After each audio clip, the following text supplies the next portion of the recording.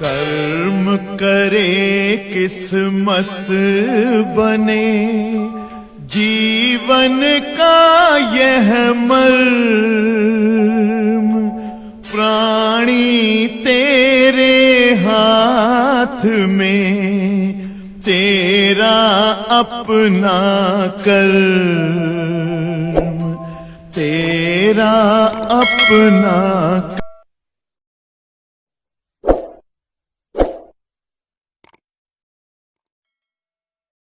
Dear students, yesterday I taught you Bohr's model, Bohr's theory for the amendment of Rutherford atomic model.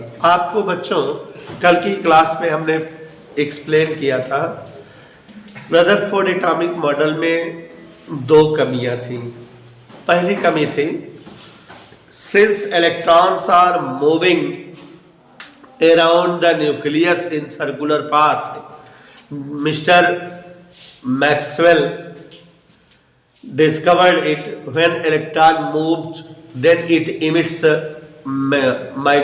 electromagnetic waves, means energy.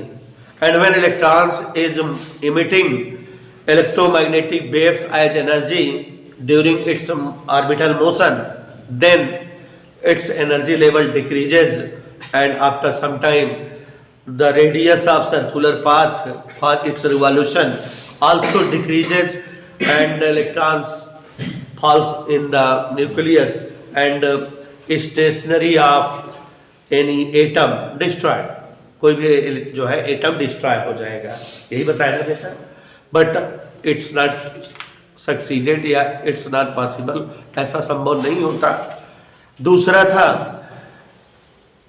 According to mister Rutherford, spectrum of energy emitted by electrons during their orbital motion is always continuous, but in modern time it is found that energy emitted gives a linear spectrum, and hence Rutherford atomic model is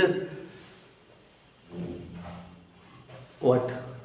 Rutherford's atomic model is containing two special drawback, and for removing it Mr. Niels Bohr set up a model. ठीक है, तो Rutherford के atomic model में इस प्रकार दो drawback थे, दो कमियां थी, जिसे जो है नील्स बोर ने अपने तरीके से जो है दूर किया। 5 नंबर, पता नहीं क्यों 5 नंबर के एग्जाम में आता है ये क्वेश्चन, बोहर मॉडल को एक्सप्लेन करना, इसलिए हमने बकायदा हेडिंग डाल करके आपको लिखा दिया, first postulate, second postulate and third postulate. There are 3 hypothesis in Bohr's model, याद करके रखिए। फर्स्ट बताया कि electron always moves around the nucleus in circular path for which angular momentum of electron is h/2 pi times of the number of orbit. Okay बेटा, J = NH/2 pi. These orbits are also known as stationary orbit. दूसरा क्या बताया जानवी बेटा, during the motion of electron in stationary orbit no energy is emitted by them. समझ आया? तीसरा, when energy incident on any atom and it is absorbed by any one electron of that atom and hence increases of energy create jumping of electron from lower to higher energy level, and electron stop for a moment and again come back by emitting its extra energy. Okay beta, these are the 3 postulates of Mr. Bohr's model. देखो बेटा, हम लोग यहाँ जो है derivation करेंगे, 4 derivation कराऊंगा। How many? Bohr's radius means radius of stationery orbit. Stationery orbit की रेडियस क्या होती है?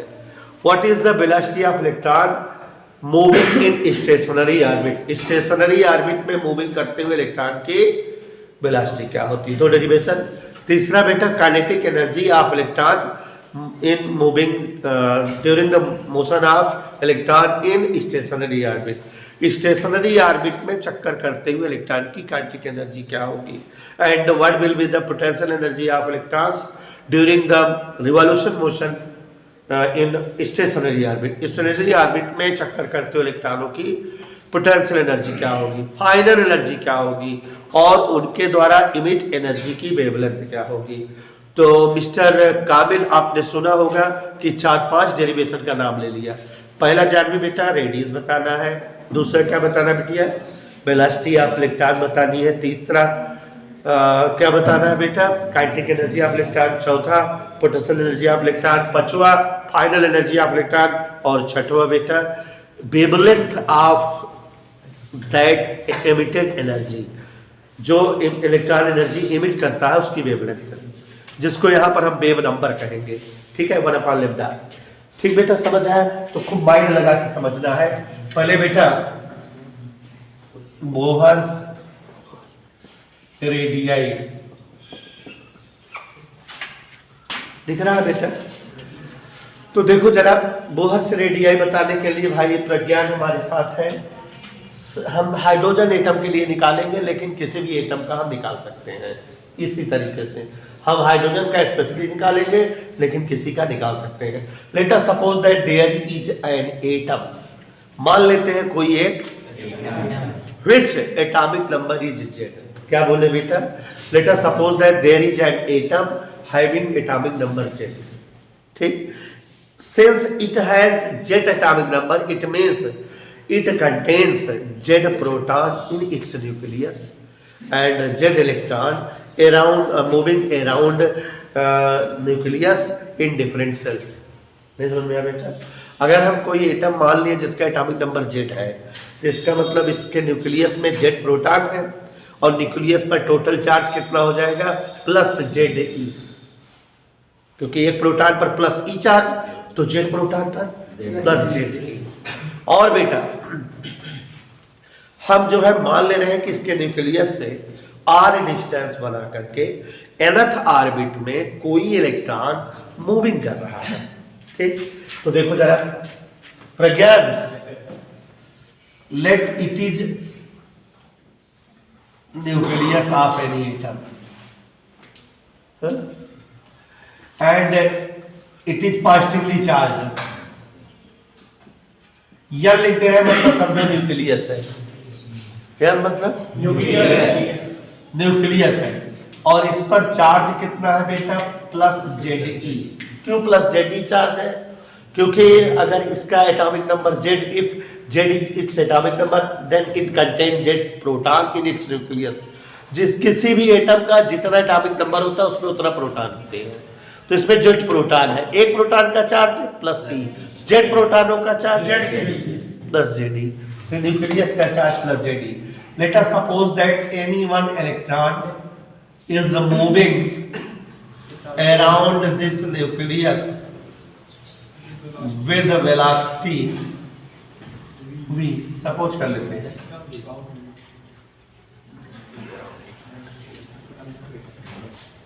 इन इट्स nth ऑर्बिट. किस ऑर्बिट में है बेटा? nth orbit. Let an atom of atomic number Z. N is its nucleus. हाँ, good. N is its nucleus. Charge on nucleus.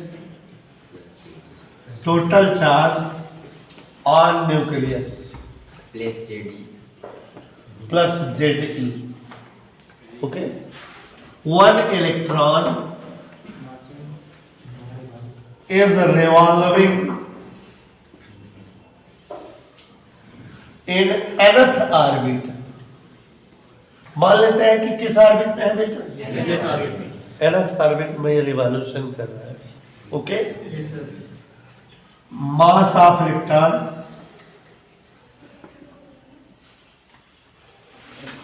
समझ में आया बेटा?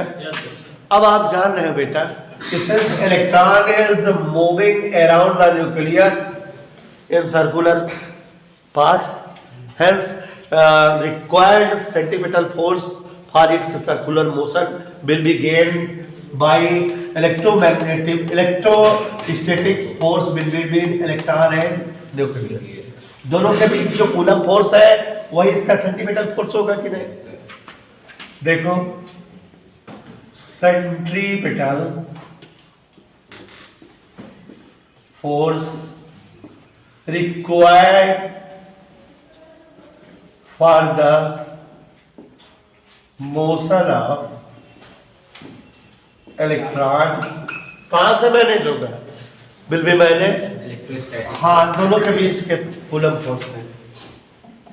Coulomb force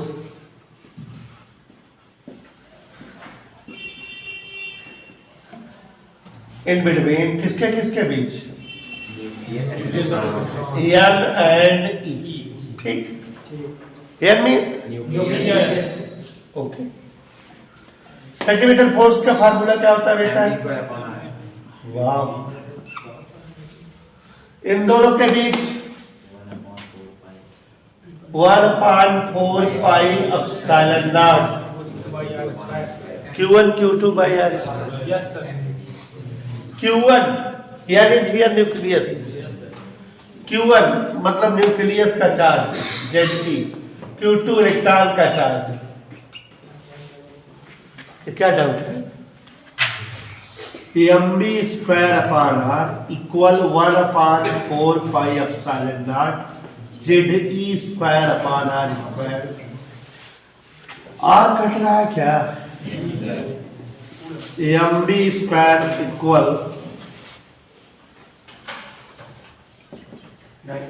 1/4 pi epsilon naught Ze square upon r। Any doubt? Pragyan बेटा कहीं कोई दिक्कत? From Bohr's principal, Bohr क्या बोलता है? बोलो। Second postulate, angular momentum of electron mvr यही बोलता है is equal to mh upon 2 pi. Okay? Okay? We have to calculate या we have to find out value of r. याद देखो बेटा, क्या नाम तुम्हारा? प्रज्ञा। क्वेश्चन 2 में mb स्क्वायर है, इक्वेशन 3 में mb है। ये भी स्क्वायर करके डिवाइड कर दे तो r ही बचेगा मेरे ख्याल से। मतलब हम क्या करना चाहते हैं? Divide equation 2 by the square of equation 3। नहीं समझे? इक्वेशन 2 को इक्वेशन 3 के स्क्वायर से डिवाइड कर। मैथ लगा रहा हूं, math. mb square divided by m square b square r square. Okay? Yes, sir. Okay, इधर बेटा 1/4 pi epsilon naught Ze square upon r square divided by n square h square 4 पाई। कोई doubt बेटा? Square का divide कर रहे हैं ना? समझ आ रहा है? Yes, sir. अच्छा बेटा लोगों, तो b स्क्वायर कट गया, m से स्क्वायर कटेगा, यहाँ केवल एक बचेगा 1/। प्रज्ञान देख रहे हैं? मैं लगा रहा हूँ। v square cancelled, v square, m cancelled, m square, simply m। यहाँ r स्क्वायर भी बचा बेटा। LHS में 1/r स्क्वायर मैथ है, ये ध्यान दीजिएगा। हाँ, RHS में देखो, don't angry me. Ze square ऊपर है, न्यूमरेटर है, अपॉन 4 पाई से 4 पाई नाम epsilon not r square, epsilon not. इधर ओके? r स्क्वायर कहां से आया? हाँ, वही तो मैं सोच रहा हूँ। ये वही मैं सोच रहा हूँ कैसे हो जाए। ZE square upon epsilon not into R। Is it okay? पकड़ में आ जाती टीचर को। L स्क्वायर H स्क्वायर बहुत इंपॉर्टेंट डेरिवेशन है, मैथ है फुल बहुत लंबा है। 4 पाई स्क्वायर कट गया, 4 पाई बचा, ठीक है।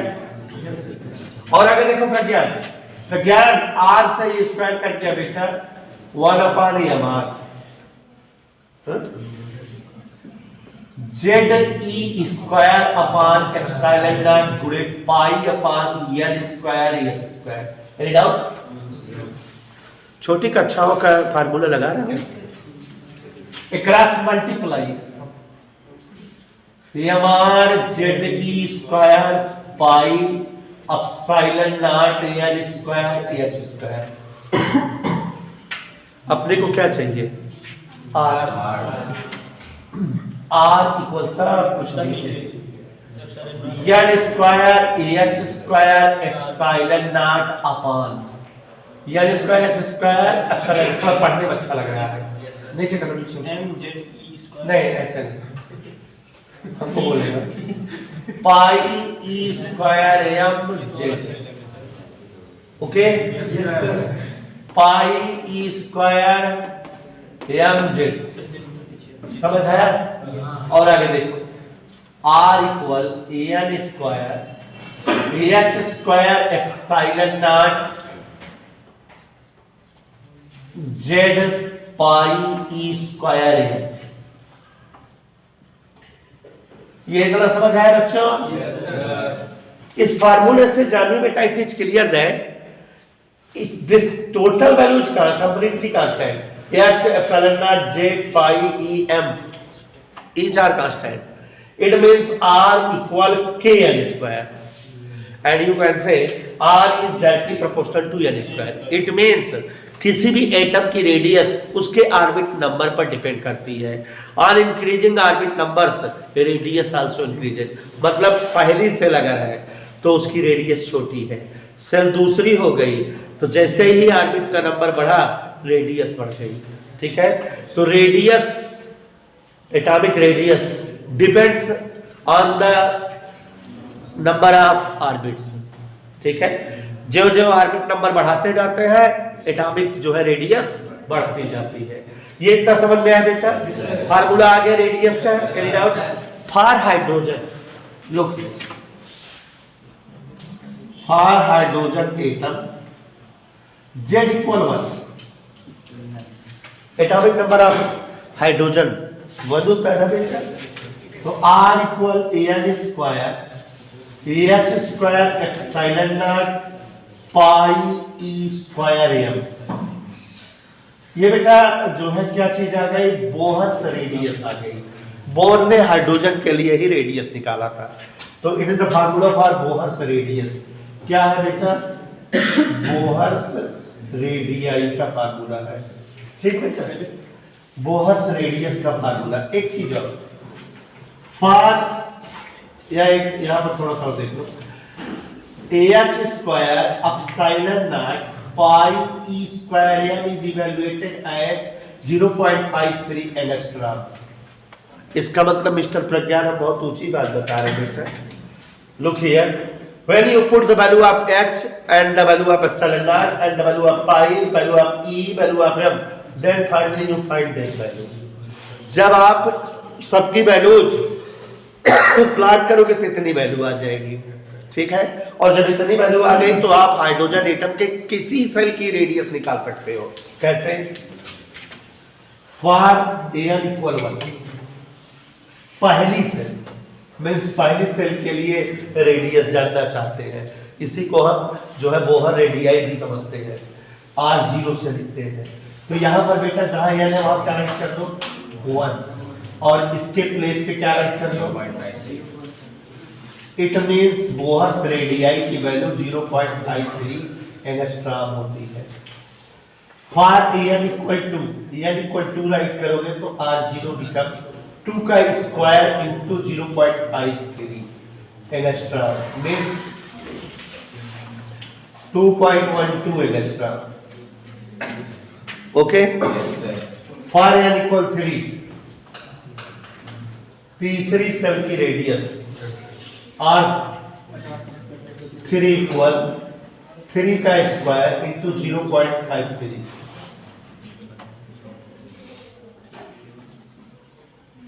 एनी डाउट बेटा? Now you can calculate radius for hydrogen atom. आप हाइड्रोजन एटम के किसी भी ऑर्बिट की रेडियस निकाल सकते हो। पहले ऑर्बिट की रेडियस कितनी आई है? 0.53 एंगस्ट्रॉम। मतलब when electron is moving in first orbit for hydrogen atom, then it is moving in a radius of 0.53 angstrom. तब इसकी त्रिज्या 0.53 एंगस्ट्रॉम होती है। दूसरे सेल में जब ये मूव करता है बेटा दूसरे ऑर्बिट में, तो दूसरे ऑर्बिट में इसकी रेडियस 2.12 एंगस्ट्रॉम होती है। और जब ये तीसरे ऑर्बिट में मूविंग करता है बेटा तो इसकी रेडियस क्या होती है? 4.77 angstrom. Means it is a special formula by which you can calculate radius of hydrogen atom for any orbit. किसी भी ऑर्बिट की रेडियस निकाल सकते हो। बोहर ऑर्बिट की रेडियस कितना आई है बेटा? Bohr radius 0.53 angstrom. ठीक है। और ये जितनी भी रेडियस आ रही है सब स्टेशनरी ऑर्बिट की रेडियस है। ठीक है, क्योंकि हमने सबके लिए NH/2π का यूज किया है। ओके बेटा, इसलिए हेडिंग में बोले थे कि स्टेशनरी ऑर्बिट की रेडियस। अब देखो बच्चों, ये किस चीज का फार्मूला है? All of you listen and tell me, ये किस चीज फार्मूला है? It is the formula of radius for any atom. ये दुनिया के किसी भी एटम की रेडियस निकालने का फार्मूला है। और ये क्या है? ये भी रेडियस का फार्मूला, लेकिन ये ओनली फॉर हाइड्रोजन एटम। ये हाइड्रोजन एटम की रेडियस निकालने का फार्मूला है। ठीक है ना बेटा? यहाँ जेड की वैल्यू रखी है। अब जेड की वैल्यू जो है अलग अलग एटम के लिए अलग अलग होती है। अब अगर हम जेड की वैल्यू 11 लिख दें 11, तो इसका मतलब वो सोडियम एटम की रेडियस हो जाएगी। ठीक है ना बेटा? तो it is the universal formula for radius. ये दुनिया के किसी भी एटम की रेडियस का फार्मूला निकालने का है, but it is the formula for only hydrogen atom. और ये जो फार्मूला आया है ये क्या है? It is the formula for hydrogen atom but of first orbit, पहली ऑर्बिट का। समझ आ रहा है? अब ये जो फार्मूला है किसका है? कोई भी आर का। अब इस आर की वैल्यू अगर बेटा हम जो है इक्वेशन सेकंड में रख दे या थर्ड में रख दे तो हमारे पास v की वैल्यू नहीं आ जाएगी। Yes sir.